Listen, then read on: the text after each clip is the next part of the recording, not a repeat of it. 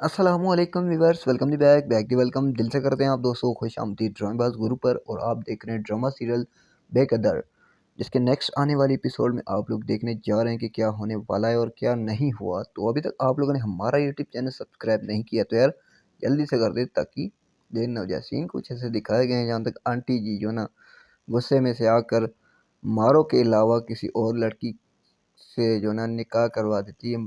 इसने आंटी ने सोचा अगर मैं मारो का निकाह जो ना इस अपने बेटे से करवा दूं तो सही नहीं रहेगा। और यहाँ पर यार मौलवी साहब जो नाम लेता है जवाहर अहमद, अब ये जवाहर अहमद कौन है? ये तो सरमद है ना भाई। मौलवी साहब को कोई मिस्टेक हुई है, या तो गलती हुई है, या तो कोई राइटर से गलती हुई है। तो अब देखते हैं क्या सीन बनता है मिस्टर सरमद सरमद का या जवाहर अहमद का। कौन है ये यार भाई?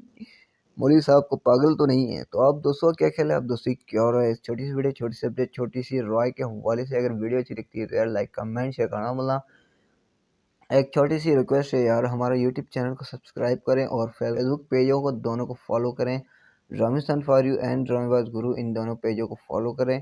तो इंशाल्लाह मिलते हैं नेक्स्ट वीडियो में, तब तक के लिए अल्लाह हाफिज़।